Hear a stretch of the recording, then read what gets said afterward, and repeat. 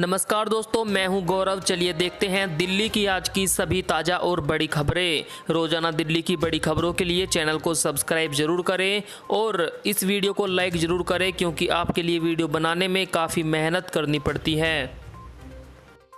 केजरीवाल सरकार ने कसी कमर, तीसरी लहर से पहले तैयारियों के लिए बनी स्पेशल टीम।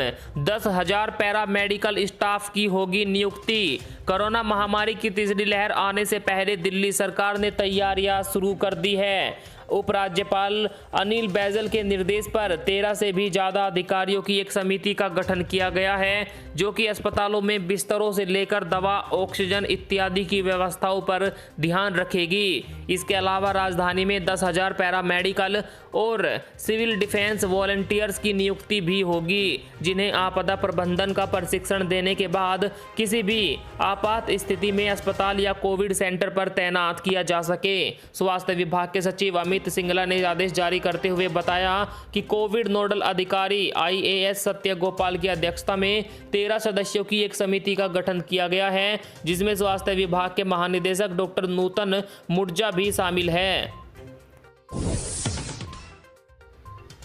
दिल्ली में ऑक्सीजन की कमी से मरने वालों के परिजनों को मिलेगा मुआवजा, समिति हुई गठित। कोरोना महामारी के दौरान ऑक्सीजन की कमी के चलते दिल्ली में कई लोगों की मौत हुई थी। इसे लेकर दिल्ली सरकार ने पीड़ित परिवारों को मुआवजा देने का फैसला लिया है। 50,000 रुपये से 5 लाख रुपए तक के मुआवजे का प्रावधान किया गया है, जिसके लिए 6 सदस्यीय कमेटी का गठन भी किया गया। हालांकि एक सवाल यह भी है कि ऑक्सीजन ना मिलने से मौत के मामलों की पुष्टि कैसे होगी, क्योंकि अस्पताल से मृत्यु प्रमाण पत्र पर ऑक्सीजन की कमी का जिक्र नहीं होता। वहीं ज़्यादातर लोगों की मौत अस्पताल के बाहर भी हुई है, जिनके बारे में सरकारी दस्तावेजों पर भी जानकारी नहीं है।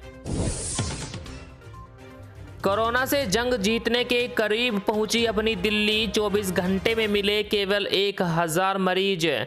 जी हां, कोरोना की दूसरी लहर दिल्ली में कम होती दिखाई दे रही है। लॉकडाउन और वैक्सीनेशन का असर साफ राजधानी पर दिखता नजर आ रहा है। बीते 24 घंटों के दौरान राजधानी में केवल 1,072 कोरोना मरीज मिले हैं। वहीं 117 लोगों की मौत हुई। पिछले 24 घंटों में 3,725 मरीज ठीक भी हुए। अगर नए मामलों में कमी की यह रफ्तार जारी रही तो जल्द ही दिल्ली में कोरोना के नए केस इस साल मार्च की तरह गिरकर 200-300 प्रतिदिन के करीब पहुंच सकते हैं। दिल्ली में पॉजिटिविटी रेट भी लगातार गिरावट दे रहा है। बीते 24 घंटों में पॉजिटिविटी रेट 1.5% पर पहुंच गया। पिछले 24 घंटों में दिल्ली में 70,068 लोगों का कोरोना टेस्ट किया गया। उनमें से मात्र 1,000 लोग ही कोरोना पॉजिटिव पाए गए। आपको बता दें, अब तक दिल्ली में कुल 14,22,549 मरीज पाए गए हैं। वहीं कुल 23,812 मरीजों की मौत हो चुकी है।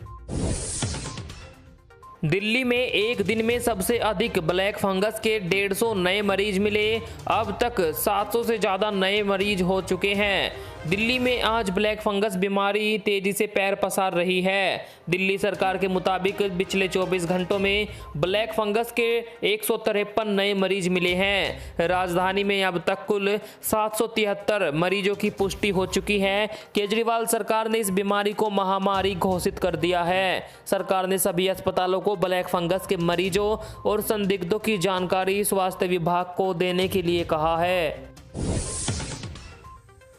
दिल्ली में 1 जून से लॉकडाउन हटाने के पक्ष में है 80% व्यापारी। कोरोना संक्रमण के मामलों में कमी आने के साथ ही दिल्ली में बाजार खोलने की मांग भी उठने लगी है। Chambers of trade and traders की तरफ से कराए गए सर्वे में 80% व्यापारियों ने 1 तारीख से दिल्ली में लॉकडाउन हटाने को लेकर अपना पक्ष रखा। दिल्ली में कोरोना के कारण सरकार ने 31 मई तक लॉकडाउन की घोषणा कर रखी है। अब सभी लोगों का कहना है कि 1 तारीख से दिल्ली को खोल देना चाहिए। आपके क्या विचार है, कमेंट में जरूर बताएं। फिर महंगे हो सकते हैं एसी, फ्रिज, वॉशिंग मशीन जैसे घरेलू सामान। कोरोना के बीच आम लोगों को फिर झटका लग सकता है। कमोडिटी मार्केट रिपोर्ट्स के मुताबिक एक बार फिर से होम अप्लायंसेज की कीमत बढ़ सकती है। गर्मियों के इस मौसम में एसी, फ्रिज वगैरह खरीदना महंगा हो सकता है। साथ ही वॉशिंग मशीन वगैरह के भी भाव बढ़ सकते हैं। आपको बता दें कि ये कीमतें जुलाई के महीने से 10 से 15% तक बढ़ सकती है।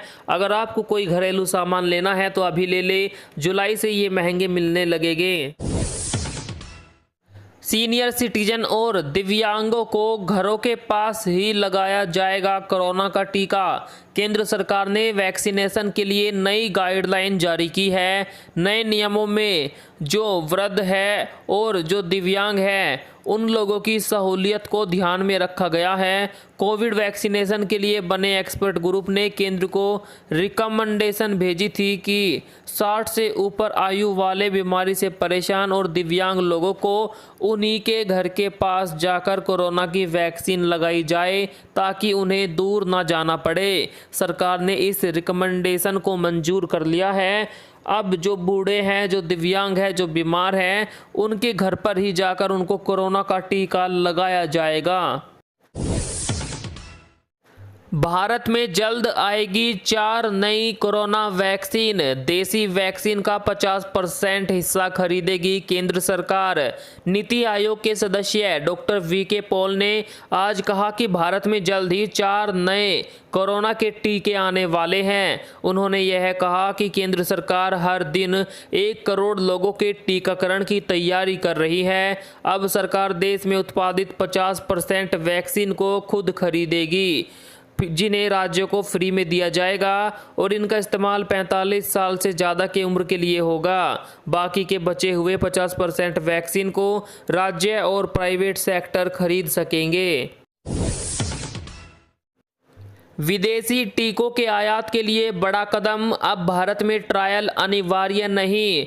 कोरोना संकट के बीच वैक्सीनेशन में तेजी लाने के लिए भारत सरकार ने एक बड़ा कदम उठाया है। सरकार ने विदेशों में निर्मित कोविड-19 टीकों के लिए भारत में ट्रायल की अनिवार्यता को खत्म कर दिया है। आपको बता दें, कोरोना वैक्सीन अगर कोई बाहर का देश बनाता है तो अब तक उसको भारत में वैक्सीन बेचने के लिए पहले भारत के लोगों पर भी टेस्ट करना होता था, जिससे बहुत ज़्यादा समय लग जाता था। अब सरकार ने इसको ख़त्म कर दिया है। अब सीधे कोई भी कंपनी भारत में अपनी वैक्सीन बेच सकती है, जिससे कि वैक्सीनेशन में तेज़ी आएगी और भारत में वैक्सीन भी ज़्यादा खरीदी जाएगी। सरकार ने कहा कि जल्द ही टीकों के आयात के लिए फाइजर से बातचीत चल रही है। साथ ही जॉनसन एंड जॉनसन और मॉडर्ना के साथ भी चर्चा हुई है। जल्द ही भारत में कई कंपनियों से टीके आएंगे। भारत के लिए गेम चेंजर हो सकता है ये नेजल स्प्रे, कंपनी का दावा। 99% कोरोना को कर देगा खत्म। कनाडा की कंपनी सेनोटाइज का एक नेजल स्प्रे पूरी दुनिया में चर्चा का विषय बना हुआ है। कंपनी का दावा है कि ब्रिटेन और न्यूजीलैंड में इसका क्लिनिकल ट्रायल हो चुका है और यह पास हो गया। ये कोरोना रोकने में 99% कारगर है। कंपनी की फाउंडर गिली रेगवे ने बताया कि भारत में हम किसी पोटेंशियल पार्टनर की तलाश कर रहे हैं। हमारी बातचीत चल रही है। भारत में भी यह स्प्रे जल्द ही पहुंच जाएगा। आपको बता दें, यह स्प्रे नाक में डाला जाएगा और कंपनी का कहना है कि नाक में डालने से ही 99% कोरोना खत्म हो जाएगा। तो दोस्तों, यह गेम चेंजर साबित हो सकता है। देखते हैं कब तक यह भारत में मिलने लगेगा।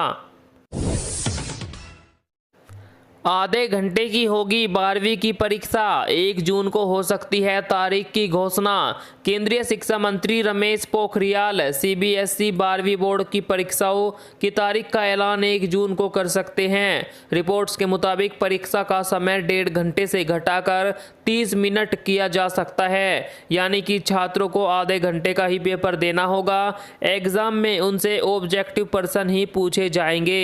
32 राज्यों और केंद्र शासित प्रदेशों ने इस परीक्षा के आयोजन करने पर अपनी सहमति दे दी है। वैक्सीन का कॉकटेल लग गया है तो कोई बात नहीं, सुरक्षित है, नीति आयोग का बयान। नीति आयोग के सदस्य डॉक्टर वीके पॉल ने कहा कि टीके के दोनों डोज एक ही कंपनी के होने चाहिए। यदि किसी व्यक्ति को वैक्सीन का कॉकटेल लग गया, यानी पहला डोज एक कंपनी का और दूसरा डोज किसी अन्य कंपनी का लग गया है तो भी चिंता की बात नहीं, यह सुरक्षित है। हम वैक्सीन के मिक्स मैच का ट्रायल करने पर विचार कर रहे हैं। बता दें कि कई जगहों पर कुछ लोगों को वैक्सीन का कॉकटेल लगाने से हड़कंप मच गया था। आपको बता दें, इससे पहले यह खबरें भी आई थी कि अगर कोई अलग अलग वैक्सीन लग गई है तो उनसे साइड इफ़ेक्ट देखे जा रहे हैं और लोगों को परेशानी हो रही है। एक्सपर्ट्स ने ये कहा था कि ऐसा ठीक नहीं है और यह गलत हो सकता है, लेकिन भारतीय नीति आयोग ने कहा कि कोई दिक्कत नहीं है, सुरक्षित है।